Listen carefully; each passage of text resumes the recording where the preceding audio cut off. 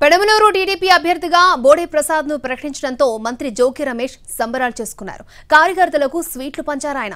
తనపై పోటీకి చంద్రబాబు భయపడ్డారని, గత్యంతరం లేకనే చివరికి బోడే ప్రసాద్ కి సీట్ ఇచ్చారని చెప్పారు. రాష్ట్రంలో ప్రతిపక్ష పార్టీలకు ప్రజలు బుద్ధి చెప్తారన్నారు మంత్రి జోగి రమేష్. 2 నెలలుగా చంద్రబాబు నాయుడు గారు జోగి రమేష్ మీద ఎవరిని పెట్టాలా ఒక 2 నెలలు పోరాటం చేశాడు పాపం. IVRS సర్వేలు ఒక 10 మంది చేయించుంటాడు.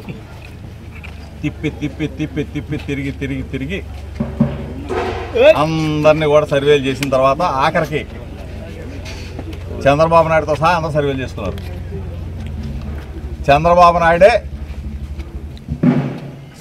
నా మీద పోటీ కాదు అని చెప్పేసి వెనక తగ్గి వెళ్ళిపోయిన ఈ పరిస్థితుల్లో ఎవరు వచ్చినా సరే బలాదు వైఎస్ఆర్ కాంగ్రెస్ పార్టీకి